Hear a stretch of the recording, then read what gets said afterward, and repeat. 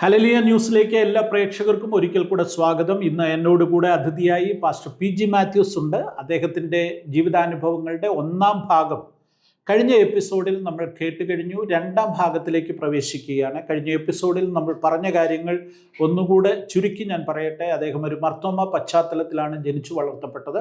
18-ാമത്തെ വയസ്സിൽ അദ്ദേഹം സുവിശേഷത്താൽ പിടിക്കപ്പെട്ടു. യേശുക്രിസ്തുവിനെ രക്ഷിതാവായി സ്വീകരിച്ചു. അതിനുശേഷം ഒരു പെന്തക്കോസ്ത് സഭയിൽ ചർച്ച് ഓഫ് ഗോഡിൽ സ്നാനമേറ്റു. അതിനുശേഷം അദ്ദേഹം കുമ്പനാട് ഇന്ത്യ പെന്തക്കോസ്ത് ദൈവസഭയുടെ ബൈബിൾ കോളേജിൽ വന്ന് അദ്ദേഹം ദൈവവചനം പഠിച്ചു. അവിടെ വെച്ച് പാസ്റ്റർ കെ എബ്രഹാം അദ്ദേഹത്തിൻ്റെ തലയിൽ കൈവച്ച് അനുഗ്രഹിച്ച് 3 കാര്യങ്ങൾ അദ്ദേഹത്തോട് ഉപദേശമായി പറഞ്ഞു. അദ്ദേഹത്തോട് പറഞ്ഞ പ്രധാനപ്പെട്ട ആ 3 കാര്യങ്ങൾ എന്ന് പറയുന്നത്: 1, ഒരു സുവിശേഷകന് വചന നിശ്ചയമുണ്ടായിരിക്കണം. 2, പരിശുദ്ധാത്മാവിൻ്റെ നിറവും നിയോഗവും നടത്തിപ്പും ഉണ്ടായിരിക്കണം. 3, വിശുദ്ധമായ ജീവിതം നയിക്കണം. കെ എബ്രഹാം പറഞ്ഞ ആ വാക്കുകളാണ് ഇന്നും പി.ജി. മാത്യൂസിൻ്റെ ആത്മീയ ശുശ്രൂഷകളെയും ജീവിതത്തെയും മുന്നോട്ട് നയിക്കുന്നത്. അവിടെ വെച്ച് തന്നെ നമുക്ക് തുടങ്ങാം. Pastor PG. Mathews, pastor K Abraham പറഞ്ഞ വാക്കുകൾ ജീവിതത്തിൽ പ്രാവർത്തികമാക്കാൻ പറ്റിയിട്ടുണ്ടോ? തീർച്ചയായിട്ടും ജീവിതത്തിൽ പ്രായോഗികമാക്കാൻ സാധിച്ചിട്ടുണ്ട്. അതെ, കർത്താവിന് വേണ്ടി ആ നിലയിൽ വിശുദ്ധ ജീവിതം നയിക്കുവാൻ എന്നെ ലാഭമുള്ളൂ. ദൈവവചനം പഠിക്കുവാൻ ഇപ്പോഴും പഠിച്ചുകൊണ്ടിരിക്കുകയാണ്. അങ്ങനെ പഠിക്കുവാൻ പരിശുദ്ധാത്മാവിൻ്റെ നിയോഗത്തിൽ, നിറവിൽ, നിയോഗത്തിൽ, നടത്തിപ്പിൽ ഇങ്ങനെ മുന്നേറുവാൻ തക്കവണ്ണം ദൈവം കൃപ തന്നുകൊണ്ടിരിക്കുന്നു. അത് പ്രസൻറ്റ് കണ്ടിന്യൂസ് ടെൻസായിട്ട് ഇങ്ങനെ പോവുകയാണ്, ഇങ്ങനെ പോയിക്കൊണ്ടിരിക്കുക. ഓക്കെ. ലോക്കൽ സഭാ ശുശ്രൂഷകനായി ദീർഘവർഷങ്ങൾ പ്രവർത്തിച്ചു. അതെ. എവിടെയാണ് തുടക്കം? ഞാൻ ആദ്യം ഒരു വാസ്തവത്തിൽ മിഷൻ സ്റ്റേഷൻ ആരംഭിക്കുകയായിരുന്നു. ഓക്കെ. അത് ആരംഭിക്കുന്ന നിയോഗം എന്നാന്ന് ചോദിച്ചാൽ ടി.എം. മറീസ് അപ്പച്ചനും പിന്നെ പാസ്റ്റർ എം.ഇ. ചാക്കോ സാറും എന്നെ പ്രാർത്ഥിച്ച് എന്നോട് പറഞ്ഞു, നൂറനാടെന്ന് പറയുന്ന സ്ഥലത്ത് ഐരാനിക്കുഴി സഭയിലെ ഒരു വിശ്വാസിയുടെ വീട് നൂറനാടുണ്ട്. നൂറനാടെന്ന് പറയുന്ന കുഷ്ഠരോഗ ആശുപത്രി അതിൻ്റെ ആ ഭാഗത്താണ് ഏകദേശം. അപ്പോൾ അവിടെ ഒരു വീടുണ്ട്. അവർ ഐരാനിക്കുഴി ചർച്ച കൂടാണ് ആരാധിക്കുന്നത്. അവരെ ബേസ് ചെയ്തൊരു മിഷൻ സ്റ്റേഷൻ ആരംഭിച്ചാൽ എന്താ എന്നൊരു താല്പര്യം അവരുടെ മനസ്സിൽ വന്നു. എന്നോടത് എക്സ്പ്രസ് ചെയ്തു. ഞാൻ പറഞ്ഞു, നമുക്ക് പോയി പ്രവർത്തിക്കാം, ഞാൻ പോയി പ്രവർത്തിക്കാമെന്ന് പറഞ്ഞിട്ട് ഈ മുളക്കട ബൈബിൾ കോളേജിൽ നിന്ന് ടി.എം. മറീസ് അപ്പച്ചനും എം.ഇ. ചാക്കോ സാറും പ്രാർത്ഥിച്ചൊരു നിയോഗമായിട്ട് ഈ പറഞ്ഞ വീട്ടിലോട്ട് തന്നെ വിടുക. അപ്പോൾ ആ വീടിൽ ആരാധന ആരംഭിച്ചിട്ടില്ല. ഉച്ച കഴിഞ്ഞിട്ട് ചെറിയ ഒരു പ്രാർത്ഥന, ഞായറാഴ്ച ഉച്ച കഴിഞ്ഞ് മനസ്സിലായി. അങ്ങനെ പ്രവർത്തിക്കാൻ തുടങ്ങി. അത് പിന്നത്തേതിൽ അങ്ങനെ മുൻപോട്ട് നീങ്ങി അവിടെ പരസ്യയോഗങ്ങൾ, ആളാമ്പ്രതി വേലകൾ, പഞ്ചായത്ത് നമ്മൾ മൊത്തമായിട്ട് വാർഡും എല്ലാം തിരിച്ചിട്ട് ക്രമീകൃതമായിട്ട് ഈ ട്രാക്റ്റുകൾ കൊടുക്കുന്ന അങ്ങനെയുള്ള കാര്യങ്ങളൊക്കെ ചെയ്തു. അങ്ങനെ വന്ന് അതൊരു സഭയായിട്ട് ഫോമായി. ഇപ്പോൾ ആ സഭയുണ്ട്. അപ്പോൾ എൻ്റെ ആദ്യത്തെ ഒരു സഭാ സ്ഥാപനം പോലെയാണ് അതിരിക്കുന്നത്. അപ്പോൾ തന്നെ സഭാ ശുശ്രൂഷയും അതായിരുന്നു. അതെ. അങ്ങനെ ഞാൻ 1972 ഡിസംബർ മുതൽ 1975 വരെ അവിടെ ഇങ്ങനെ പ്രവർത്തിച്ചു. നല്ലൊരു സഭയായിട്ട് മാറി. അതിനുശേഷമായിട്ട് പിന്നെ ചർച്ച് ഓഫ് ഗോഡിൻ്റെ പ്രാദേശിക സഭകളിലെ Mepral church of God, Mepral കൂസായ്പൊക്കെ സ്ഥാപിച്ച സഭയാണ്. അതിനുശേഷമായിട്ട് ഡോക്ടർ സി.ടി. ലൂസിറ്റിയോടൊക്കെ മെമ്പർഷിപ്പുള്ള എളമ്പൽ പുനലൂർ എളമ്പൽ സഭയിലെ, അതിനുശേഷമായിട്ടൊരു നിയോഗത്തോടുകൂടെ വാകത്താനത്തായിരിക്കുമ്പോഴാണ് ഞാലിയാകുഴി മാസിക ആരംഭിക്കുന്നത്. പിന്നീട് ബൈബിൾ കോളേജ് സ്ഥാപിക്കുന്നത്. അങ്ങനെയുള്ള കാര്യങ്ങളൊക്കെ അവിടെ വെച്ചാണ് തുടങ്ങുന്നത്. അങ്ങനെ അവിടെ കുറച്ച് കൂടുതൽ കാലം ഇരുന്നു അല്ലേ? അവിടെ കുറേ കാലങ്ങളിരുന്നു. 2 പ്രാവശ്യമായിട്ടിരുന്നു അവിടെ. ആദ്യം ഒരു 9 years ഇരുന്നു. ആ സമയത്തൊക്കെയാണ് ബ്രദർ തോമസ് ഊട്ടിയൊക്കെ, ഇപ്പോഴത്തെ ഹെവൻലി ഫീസ്റ്റിന്റെ ലീഡർഷിപ്പിലുള്ള തോമസ് ഊട്ടിയൊക്കെ ബ്രദറിലേക്ക് വരുന്നത് ഞാൻ അവിടെ ഇരിക്കുന്ന കാലത്താണ്. ആ കാലത്താണ്. അത് കഴിഞ്ഞ പുള്ളി ഞങ്ങളുടെ വീടിന് അടുത്ത്, ഞാൻ വാടകയ്ക്കല്ല, കുഞ്ഞോറാച്ചാൻ്റെ ഒരു വീട്ടിലാണ് താമസിക്കുന്നു. ടാബർനാക്കിൾ അന്നേരം പണിതിട്ടില്ല. അപ്പോൾ അവിടെ താമസിച്ചുകൊണ്ട്, അപ്പോൾ ഈ തോമസ് ഊട്ടി യാക്കോബക്കാരനാണ്, അടുത്ത വീട്ടിൽപ്പെട്ട ഒരാളാണ്. ആ തോമസ് ഊട്ടി ഇങ്ങനെ നടന്നു വരുമ്പോൾ ഞങ്ങളുടെ വീടിൻ്റെ മേളിൽ കൂടെ അവരുടെ പറമ്പാ വരുമ്പോൾ ഇങ്ങനെ ഹായ് പാസ്റ്റർ ഇങ്ങനെ എത്ര ഒന്ന് പറയും. അപ്പോൾ തിരിഞ്ഞു പോകുമ്പോൾ ഞാൻ അങ്ങ് പ്രാർത്ഥിക്കുമായിരുന്നു, ദൈവമേ നല്ല നീളമുള്ള ഒരാൾ, നല്ല വിദ്യാഭ്യാസമുള്ളൊരു ചെറുപ്പക്കാരനാണ്, ഈ മോനെ കിട്ടിയാൽ കൊള്ളായിരുന്നെന്ന് ഇങ്ങനെ മനസ്സിൽ വെച്ച്. അല്ല, ഈ തോമസ് കുട്ടി ബ്രദർ അത് പലതവണ പറഞ്ഞ് ഞാൻ കേട്ടിട്ടുണ്ട്. ഓക്കെ. പിന്നെ PG മാത്യൂസുമായിട്ടുള്ള ബന്ധം, അതെ അതെ, നിങ്ങൾ ഒത്തിരി കാലം ഒന്നിച്ച് പ്രവർത്തിച്ചു. അപ്പം പിന്നെ ഈ സത്യത്തിൽ അന്ന് ഈ തോമസ് കുട്ടി ബ്രദറിന്റെ വീടെന്ന് പറഞ്ഞാൽ ഭയങ്കര അന്ധകാരം പിടിച്ചൊരു വീടായിരുന്നു. എൻ്റെ പൊന്നെ, അല്ലേ? അതായിരുന്നു ശാപം കിട്ടിയ ഒരു, അത് കറക്റ്റ്, ആ വാക്ക് അതുപോലെ തന്നെ ഉപയോഗിക്കേണ്ടതാ. അങ്ങനെ ഒരു അനുഭവമായിരുന്നു. പിന്നെ ഒടുവിലെ തോമസ് കുട്ടി വിശ്വാസത്തിലേക്ക് വരുന്നു, വിശ്വാസ സ്നാനം സ്വീകരിക്കും. വടക്കേ വെച്ചാ വിശ്വാസ സ്നാനം സ്വീകരിച്ചത്. പിന്നെ നാട്ടിൽ വരുന്നു, പിന്നെ എൻ്റെ ഒരു ശിഷ്യനായിട്ട് തീരുന്നു. ഈ തോമസ് കുട്ടിയെ മെന്റർ ചെയ്ത് വളർത്തിയ ഒരു ആത്മീയ ശുശ്രൂഷയിൽ വളർത്തിയ ഒരാളാണ് PG മാത്യൂസ്. അതെ. ഈ തോമസ് കുട്ടി ബ്രദർ പോയി ഹെവൻലി ഫീസ്റ്റിന്റെ ഭാഗമായി പോയി. ഇപ്പോഴും നിങ്ങൾ തമ്മിൽ ഒരു അടുത്ത സ്നേഹബന്ധം ഉണ്ടെന്ന് എനിക്കറിയാം. പണ്ടത്തെ പോലെ തന്നെ സ്നേഹിപ്പുള്ളുണ്ട്. പുള്ളിയെ ഇതുവരെ പിന്നെ ഉപദേശിച്ചിട്ടില്ലേ ഈ ഹെവൻലി ഫീസ്റ്റ് ഒക്കെ വിട്ട് ചർച്ചകളിലോട്ട് വരണമെന്നില്ല? അങ്ങനെ താല്പര്യം അങ്ങനെ ഉപദേശിച്ചിട്ടൊന്നുമില്ല. പുള്ളിക്കാരനെ എപ്പോഴും ഞാൻ കാണുമ്പോൾ തോമസ് കുട്ടി സ്ക്രിപ്ചർ അനുസരിച്ച് പോകണം, അങ്ങനെ പോകുന്നുണ്ട്. അദ്ദേഹത്തിലൂടെയൊക്കെ ദൈവം ചെയ്യുന്ന വലിയ പ്രവൃത്തികളിൽ സന്തോഷമുണ്ട്. എനിക്ക് വളരെ 100% സന്തോഷമാണ്. അദ്ദേഹം ചെന്നെത്തുന്ന മേഖലകളും പറയുന്ന മേഖലകളും നമുക്ക് ചെല്ലാൻ ഇമാജിൻ ചെയ്യാൻ പറ്റാത്ത മേഖലകളിൽ. അങ്ങനെയല്ല, കർത്താവിനെ അല്ലേ പ്രസംഗിക്കുന്നത്, യേശുവിനെ അല്ലേ പ്രസംഗിക്കുന്നത്, യേശുവിൻ്റെ സുവിശേഷമല്ലേ പറയുന്നത്. അപ്പോൾ ദൈവം ആ സഹോദരനെ അങ്ങനെ ശക്തമായിട്ട് ഉപയോഗിക്കുന്നതിൽ എനിക്ക് ഒത്തിരി സന്തോഷമുണ്ട്. ആദ്യകാലങ്ങളിൽ സാങ്കുട്ടി ഇപ്പോൾ പറഞ്ഞതുപോലെ എൻ്റെ ഒരു അനുയാത്രക്കാരനായിരുന്നു ആദ്യം. അതെ, കൂടെ വരും. ഞാൻ വടക്കേ ഇന്ത്യയിലെല്ലാം പോകുമ്പോൾ എൻ്റെ കൺവെൻഷന് എൻ്റെ കൂടെ കൊണ്ടുവന്ന് ചില സ്ഥലത്ത് ചെല്ലുമ്പോൾ ഞാൻ പാസ്റ്റർമാരോട് പറയും, ഒരു 5 മിനിറ്റ് കൊടുക്കണമെന്ന് പറയും. അവർ കൊടുക്കും. പക്ഷേ 5 മിനിറ്റ് പറഞ്ഞാൽ യേശുവിനെ നന്നായിട്ട് പ്രസൻറ്റ് ചെയ്യും. മനസ്സിലായി. അത് കേൾക്കുമ്പോൾ ആളുകൾക്ക് ആ യേശുവിലേക്ക് ഒരു ആകർഷണം വരും. അപ്പോൾ അതുകൊണ്ട് അദ്ദേഹത്തെ ആളുകൾ ഇങ്ങനെ വിളിക്കാൻ തുടങ്ങി. അങ്ങനെ കർത്താവിൻ്റെ ശുശ്രൂഷയിൽ പുള്ളി മുന്നേറി ടാബർനാക്കിളിൽ പഠിച്ചു. പിന്നെ സ്വയമായിട്ട് പഠിച്ചു. സെരാംപൂരിൻ്റെ BD എടുത്തു. പിന്നെ സെക്കുലർ ഡിഗ്രി ഉള്ള ഒരാളാണ്. അങ്ങനെ എല്ലാം കൊണ്ടും മികവുള്ള ആളാണ്. അപ്പോൾ അദ്ദേഹം എൻ്റെ ജ്യോതിമാർഗത്തിൻ്റെ ഓഫീസിൽ എൻ്റെ കൂടെ പ്രവർത്തിച്ചു. പിന്നെ എൻ്റെ ശിഷ്യനായിട്ട് പ്രവർത്തിച്ചു.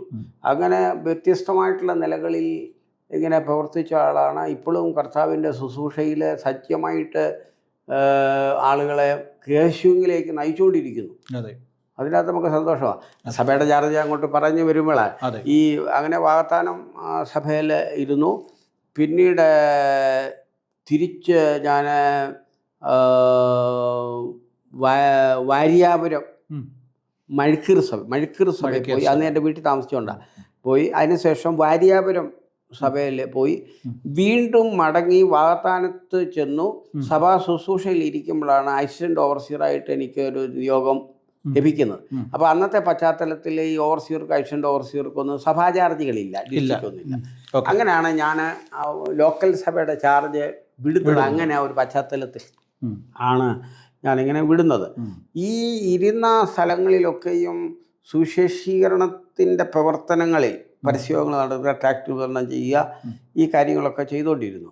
ഈ സുവിശേഷ സാഹിത്യ പ്രവർത്തനത്തിനൊരു ഒരു ഒരു പ്രേരക ശക്തി എനിക്ക് ലഭിച്ചത് വാസ്തവത്തിൽ മേപ്രായിൽ ഇരുന്നപ്പോഴാണ്. മേപ്രായിൽ സാങ്കുട്ടി പാസ്റ്റർ മേപ്രായിൽ ഞങ്ങൾ ഒരു യോഗം നടത്തുക.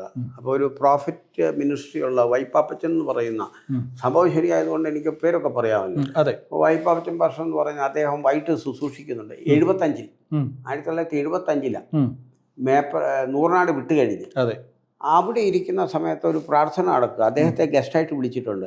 അദ്ദേഹം പകലത്തെ യോഗം കഴിഞ്ഞിട്ട് രാത്രി യോഗത്തിന് മുമ്പേ ഹോളിൻ്റെ അകത്തിന് ഇങ്ങനെ പ്രാർത്ഥിച്ചുകൊണ്ടിരിക്കുക. പഴയ ആളുകളൊക്കെ അങ്ങനെ ആണല്ലോ, അങ്ങനെ ധ്യാനിച്ച് പ്രാർത്ഥിച്ചുകൊണ്ടിരിക്കുക. അപ്പം അപ്പോൾ അദ്ദേഹം ഹോളിലുണ്ട്. അപ്പോൾ ഞങ്ങൾ ഫസ്റ്റ് താമസിക്കുക. അപ്പോൾ ഞാൻ അങ്ങോട്ട് ചെന്നിട്ട് അപ്പോൾ അവിടെ ചെറിയൊക്കെ ചില ഉപവാസത്തിലിരിക്കുന്ന ചില ആളുകളൊക്കെ അവിടെയൊക്കെ ഉണ്ട്.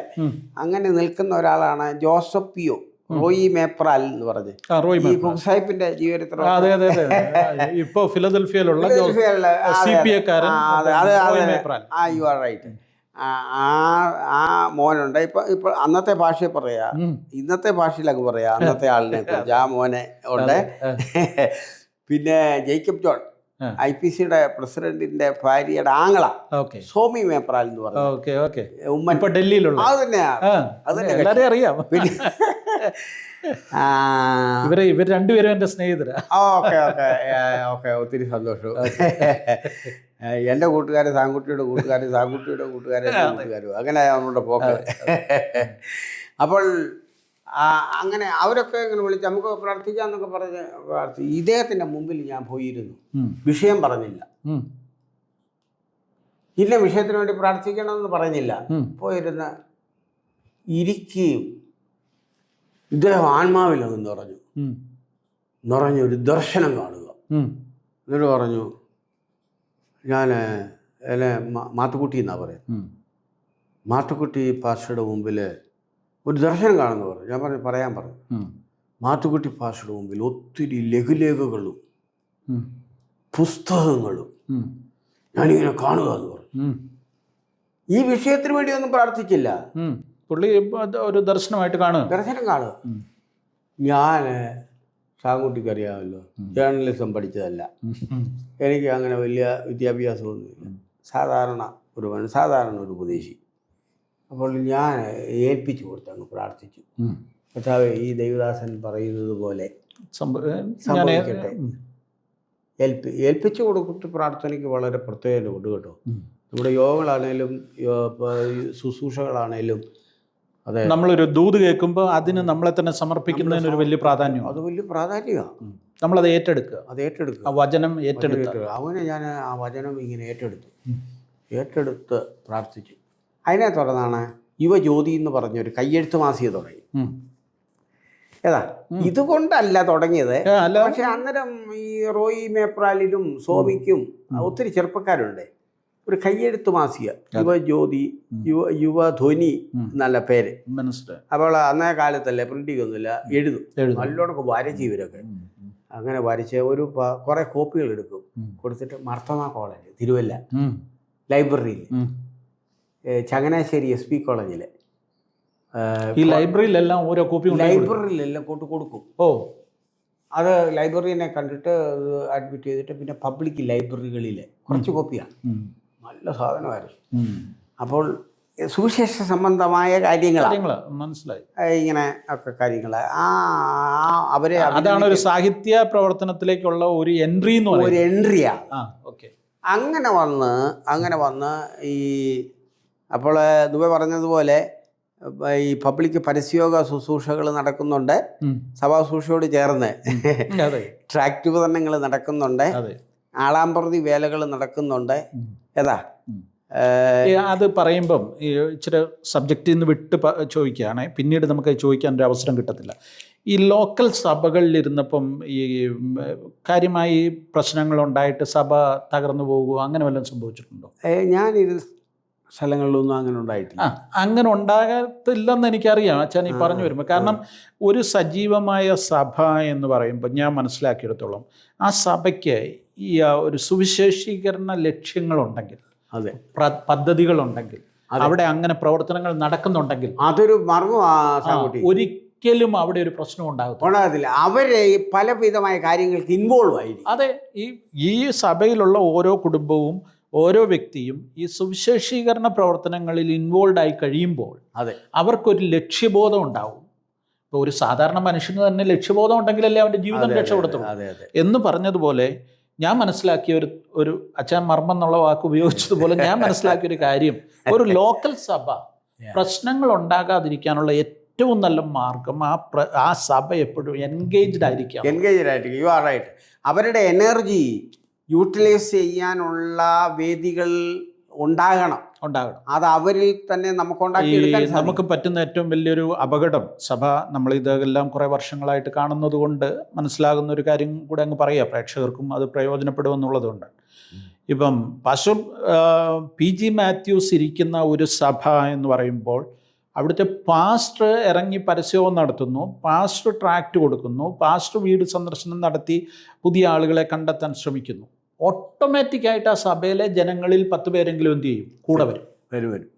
അപ്പം ഈ സഭകൾ വളരാനും സഭകളിൽ ഈ പ്രോബ്ലംസ് ഇല്ലാതിരിക്കാനും ഒക്കെ ഏറ്റവും നല്ല മാർഗം പാസ്റ്റർ ഇറങ്ങി പ്രവർത്തിക്കാൻ തയ്യാറായ ഒരു പാസ്റ്ററാണെങ്കിൽ ഒരിക്കലും ഈ പ്രശ്നങ്ങളുണ്ട്. അതായത് പി.ജി. മാത്യൂസ് പാസ്റ്ററുടെ ജീവിതം ഇങ്ങനെ ഈ സുവിശേഷവുമായി ബന്ധപ്പെട്ട കാര്യങ്ങൾ ട്രാക്റ്റ് അടിക്കുക, അത് വിതരണം ചെയ്യുക, പരസ്യവും നടത്തുക എന്നൊക്കെയാണെന്ന് പറഞ്ഞതുകൊണ്ട് എൻ്റെ മനസ്സിലേക്ക് പെട്ടെന്ന് ആ കാര്യങ്ങളൊന്നും കയറി വന്നാൽ, ഞാനും ഈ സഭാ വളർച്ച ഇതിനെക്കുറിച്ചൊക്കെ പഠിക്കുന്ന ഒരാളും അതുമായിട്ടൊക്കെ ബന്ധപ്പെട്ട് നിൽക്കുന്ന ആളായതുകൊണ്ട് ഞാൻ ആ കാര്യങ്ങളൊന്നും കൂടെ സൂചിപ്പിച്ചെന്നുള്ളതേ ഉള്ളൂ. ഓക്കെ, കണ്ടിന്യൂ ചെയ്തോളൂ. അപ്പോൾ സാഹിത്യ പ്രവർത്തനങ്ങളിലേക്ക് അങ്ങനെയാണ് പ്രവേശനം.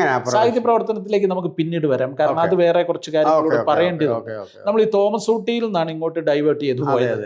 ഈ തോമസ് ഊട്ടി ബ്രദറിനെ പോലെ തന്നെ പാസ്റ്റർ പി.ജി. മാത്യൂസിന്റെ ജീവിതത്തിലെ ഏറ്റവും പ്രധാനപ്പെട്ട ഒരാളായിരുന്നു കാനവച്ചൻ. അല്ലേ?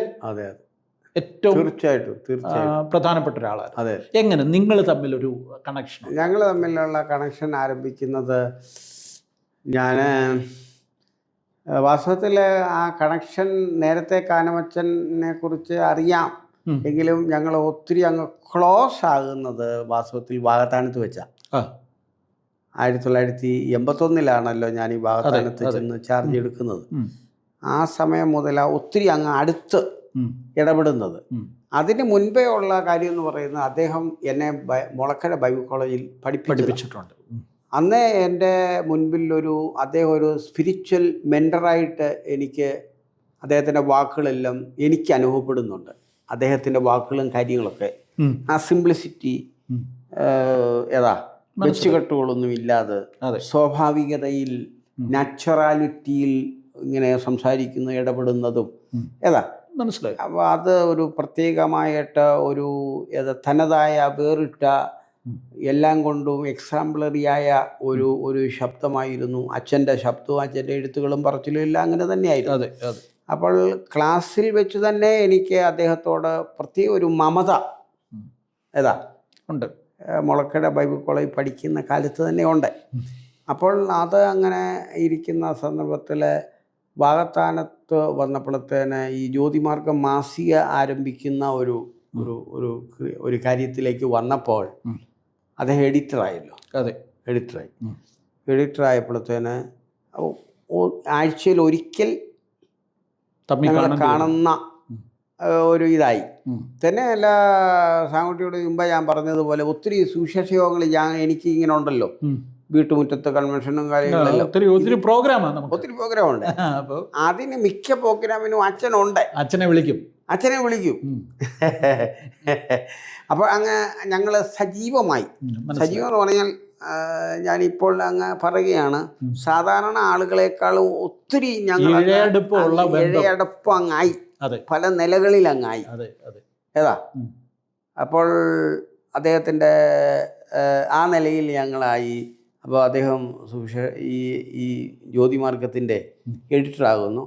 പിന്നെ അച്ഛൻ്റെ കാര്യങ്ങളെല്ലാം നമുക്കറിയാമല്ലോ, അച്ഛൻ തന്നെ എഴുതത്തില്ല, നമ്മൾ പറഞ്ഞ് ആളുകളെ കൂടെ വിട്ട് എഴുതിയെടുക്കുക. അപ്പോൾ അങ്ങനെ സമയത്താണ് ഈ പുസ്തക രചനകളിലേക്ക് പോകുന്നു. അച്ഛൻ്റെ പുസ്തകമാണ് നമ്മൾ ആദ്യം ജ്യോതിമാർഗം എടുക്കുന്നത്. ഈ ജ്യോതിമാർഗത്തിലും ഈ തോമസ് ഊട്ടിയുടെ ഇൻവോൾവ്മെന്റ് ഉണ്ട്. തീർച്ചയായിട്ടും തുടക്കം മുതൽ ആരംഭം മുതൽ തന്നെയുണ്ട്. ആരംഭിച്ച് കഴിഞ്ഞിട്ടാ കേട്ടോ, തുടങ്ങി കഴിഞ്ഞിട്ടാ തോമസ് ഊട്ടിയുടെ ഇൻവോൾവ്മെന്റ് വരുന്നത്. എനിവേ അതിൻ്റെ ആദ്യകാലത്തും മുതലുണ്ട് അതിൻ്റെ ജോലികൾ, നിസ്വാർത്ഥമായിട്ടുള്ള ജോലി ഈ സഹോദരൻ ചെയ്യുമെന്നുള്ളതാണ്. കൂടുതൽ ടൈമിനെ പ്രസിപ്പോയിരിക്കുക, ഈ എല്ലാം ഒത്തിരി സമയമുണ്ടല്ലോ എഡിറ്റിങ്. അന്നത്തെ കാലത്ത് ഇന്നത്തെ അത്ര ഈസി അല്ല.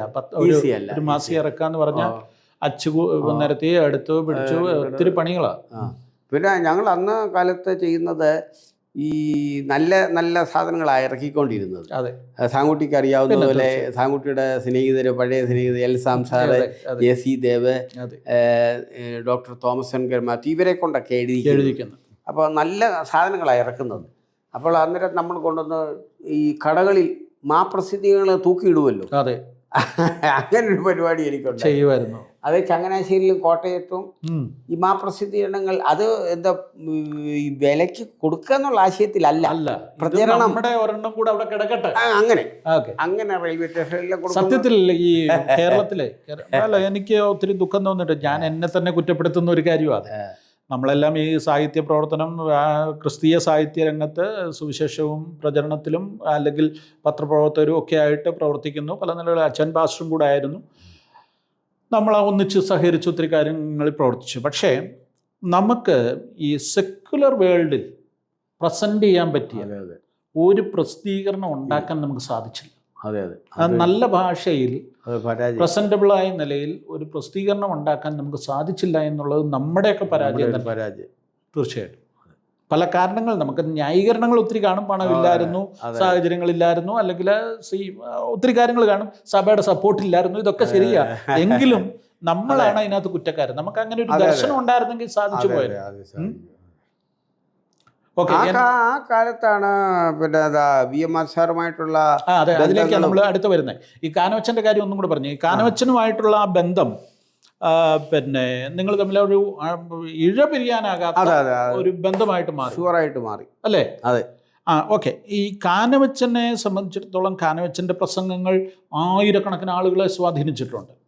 നമ്മുടെ കേരളത്തിലെ പെന്തിക്കോസ്ത് ചരിത്രത്തിൽ സൂക്ഷ്മമായിട്ട് നമ്മൾ വിലയിരുത്തുകയാണെങ്കിൽ അദ്ദേഹത്തിന്റെ വരവോടുകൂടിയാണ് ഈ സിറിയൻ ക്രിസ്ത്യൻ കമ്മ്യൂണിറ്റിയിൽ നിന്ന് ആയിരക്കണക്കിന് കുടുംബങ്ങൾ പെന്തക്കോസ്തിലേക്ക് വരാൻ ഒരു മുഖാന്തരമായ വ്യക്തിയാണ് കാനവച്ചൻ. അതെ. ഇത് പറഞ്ഞു വരുമ്പോൾ വേറൊരു കാര്യം കൂടെ പറയേണ്ടതുണ്ട്. അതായത് ഈ കാനവച്ചനെ ഒത്തിരി വിമർശിച്ചിട്ടുള്ള ഒരാളാണ് ഞാൻ. അതൊക്കെ വേറൊരു ആസ്പെക്റ്റിലാണ്.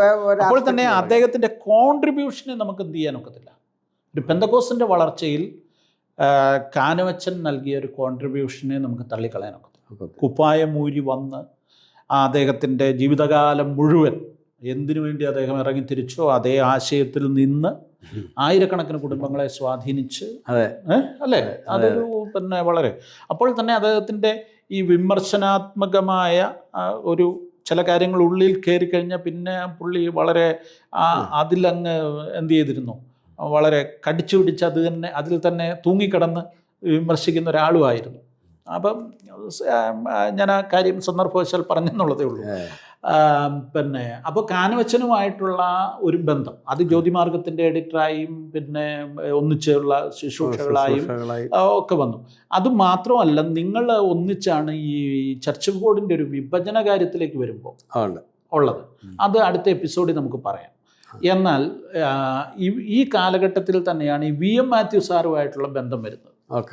അത് ഞാരിയാകുഴിയിലാണ് പുള്ളി, പൊളച്ചിറക്കൽ കുടുംബം അവിടെയാണ്, VMR സാർ അവിടെ ആയതുകൊണ്ട് നിങ്ങൾ തമ്മിൽ അങ്ങനെയാണോ അടുക്കുന്നത്, അതോ വേറെ എന്തെങ്കിലും ബന്ധങ്ങളുണ്ടായിരുന്നോ നിങ്ങൾ തമ്മിൽ? VMR സാറുമായിട്ട് എൻ്റെ ആദ്യത്തെ ഒരു ബന്ധം വരുന്നത് VM മാത്യു, CV മാത്യു അവരുമായിട്ടൊക്കെ ബന്ധം വരുന്നത് ഈ ഗുഡ് ന്യൂസ് 78-ലല്ലേ, 78 ആരംഭിച്ച് കഴിഞ്ഞിട്ട് എല്ലാ പെന്തിക്കോസുകാരെയും ചേർത്തൊരു യുവജന മീറ്റിംഗ് സമ്മേളനം നടത്തി. അപ്പോൾ അതിൻ്റെ അകത്ത് ചർച്ച് ഓഫ് ബോർഡിൻ്റെ യുവജന ഭാഗത്തു നിന്നൊരു പ്രസംഗകനായിട്ട് എന്നെ വിളിച്ചു. മുളക്കട വന്ന് അവർ ഇങ്ങനെ കൂടി വിളിച്ചു. അപ്പോൾ അങ്ങനെ ആ ക്യാമ്പ് നടക്കുന്ന ഓർമ്മ എൻ്റെ മനസ്സിലുണ്ട്. അത് പുതുപ്പള്ളിയിലാണ്. U are right. അപ്പോൾ അങ്ങനെ ആ ഒരു സമയം മുതൽ VMR സാറുമായിട്ട് എനിക്കൊരു ബന്ധങ്ങൾ അങ്ങോട്ട് വരിക. പിന്നെ അത് കഴിഞ്ഞിട്ട് വാകത്താനത്ത് വന്നപ്പോൾ അത് അങ്ങ് സജീവമായി. അത് പറയുന്ന പോലെ ജീവിക്കുന്ന പോലെ പറയുകയും ചെയ്യുന്ന ഒരു മനുഷ്യനായിട്ട് എനിക്ക് അദ്ദേഹത്തെ മനസ്സിലാക്കി. തന്നെയല്ല, ഈ നമ്മളുടെയൊക്കെ അറിവിന് വേണ്ടി വിശ്വാസ സമൂഹത്തെ പാസ്റ്റർമാരെന്നും ഇടയന്മാരെന്നും അപ്പോൾ ഇങ്ങനെ പല തിരിവ് ഒക്കെ ഉണ്ടല്ലോ. പക്ഷെ അതിൻ്റെ സഹോദരന്മാരെന്നുള്ള ഒരു ടൈറ്റിലിൽ അതെ. അപ്പോൾ അതിലൊരു എക്സാംപ്ലറി ആയിട്ടൊരു മനുഷ്യനായിട്ട് എനിക്ക് അദ്ദേഹത്തെ തോന്നി. അപ്പം ഞങ്ങൾ തമ്മിൽ ആ നിലയിൽ അടുത്തിട്ട് ഈ ജ്യോതിമാർഗം മാസിക തുടങ്ങുന്നതിന് ഞാൻ തുടങ്ങുമ്പോൾ അതിൻ്റെ ഒരു പ്രേരക ശക്തിയായിട്ട് അദ്ദേഹം നിന്നായിരുന്നു. ഓക്കെ. അദ്ദേഹം നിന്നായിരുന്നു, പ്രോത്സാഹിപ്പിച്ചു. പ്രോത്സാഹിപ്പിച്ചെന്ന് പറഞ്ഞാൽ അന്ന് അത് ഒരു കാര്യം ഞാൻ ഓർക്കുന്നുണ്ട്. ഗുഡ് ന്യൂസിൻ്റെ ഈ അവിടെ വെച്ച് തന്നെ നമ്മുടെ ജ്യോതിമാർഗത്തിൽ ആളുകളെ ചേർക്കാനുള്ള ഒരു സാധാരണഗതി അതൊന്നും സംഭവിക്കത്തില്ല. അങ്ങനെയൊക്കെയുള്ള ചില കാര്യങ്ങൾ അത്ര അടുപ്പമായിരുന്നു.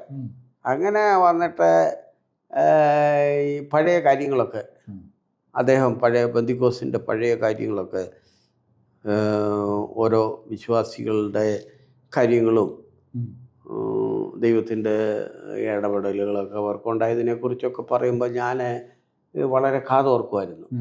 ഈ ഇദ്ദേഹം ഇതെല്ലാം അറിയാവുന്നൊരു കാര്യമാണല്ലോ.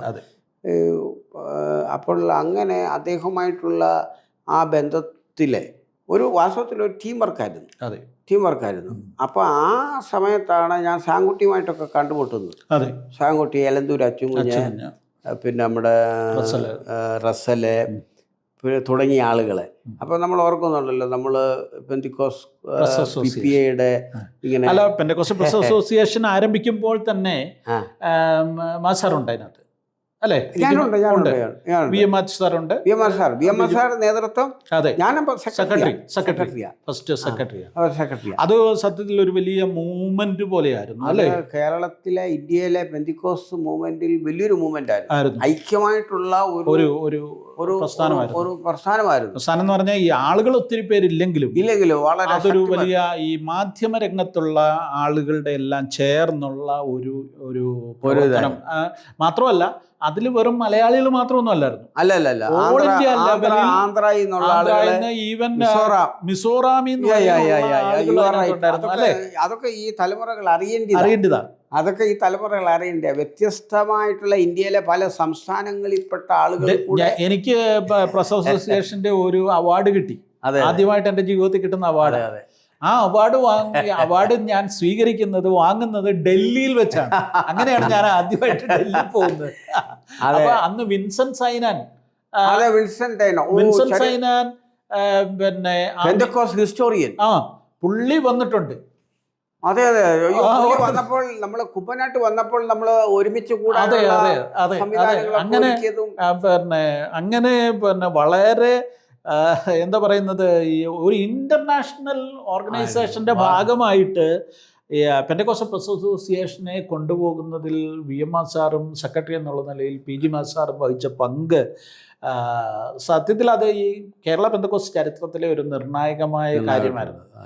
സഹകരണം, പല പ്രസിദ്ധീകരണങ്ങൾ തമ്മിലുള്ള സഹകരണം, കൂട്ടായ്മ, അതൊക്കെ വളരെ ഭംഗിയായിട്ട് എല്ലാവർക്കും അവരവരുടേതായ ഒരു സ്പേസ് ഉണ്ടായിരുന്നു, കോമ്പറ്റീഷൻ ഉണ്ടായിരുന്നു. അപ്പോൾ തന്നെ എല്ലാ പ്രസിദ്ധീകരണങ്ങളും തമ്മിൽ ഒരു വലിയ അടുത്ത സഹകരണം ഉണ്ടായിരുന്നു. അതിനൊരു പിന്നെ ഇതിനെല്ലാം ലിങ്ക് ചെയ്തിരുന്നത് VMR സാറും PG മാത്യു സാറും ആയിരുന്നു. അപ്പോൾ അത് വളരെ ആദരവോടെ ഞാൻ ഓർക്കുന്ന ഒരു കാര്യമാണ്. നിങ്ങളുടെ കോൺട്രിബ്യൂഷൻ, PG മാത്യു സാറിൻ്റെയും VMR സാറിൻ്റെയും കോൺട്രിബ്യൂഷൻ കേരളത്തിലെ പെന്തക്കോസ്ത് മാധ്യമ പ്രവർത്തന രംഗത്ത് ഒരിക്കലും അവഗണിക്കാൻ പറ്റാത്ത കാര്യമാണ്. മറ്റൊരു കാര്യം കൂടി പറഞ്ഞാൽ, ഈ കേരളത്തിലെ കത്തോലിക്കരുടെ ഇടയിലാണ് ഏറ്റവും കൂടുതൽ പ്രസിദ്ധീകരണങ്ങളുള്ളത്. അതെ, എല്ലാ കത്തോലിക്ക സഭ പല രൂപതകൾ, പല രൂപതകൾ, അവർക്കെല്ലാം പ്രസിദ്ധീകരണം, അവരുടെ മിഷൻ ഓർഗനൈസേഷനുകൾക്കെല്ലാം പ്രസിദ്ധീകരണങ്ങൾ എല്ലാം ഉണ്ട്.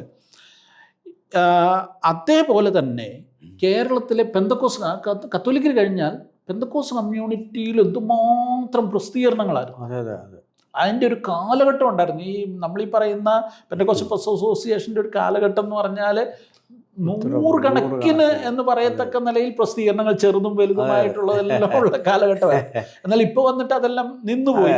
അതിലൊരു ബഹുഭൂരിപക്ഷം നിന്നുപോയി. വളരെ കുറച്ച് പ്രസിദ്ധീകരണങ്ങളെ ഇപ്പോൾ ഇറങ്ങുന്നുള്ളൂ. അതുപോലെ തന്നെ പത്രങ്ങളുടെ എണ്ണവും എല്ലാം കുറഞ്ഞുപോയി, വായനക്കാരുടെ എണ്ണം കുറഞ്ഞുപോയി. അതെ സാങ്കുട്ടി, ഈ സിലോൺ പെന്തിക്കോസ് എന്ന് പറഞ്ഞ മാസികയും ഒരു ഇൻഡിപെൻഡന്റ് അവരുടെ തന്നെ ഉണ്ടല്ലോ.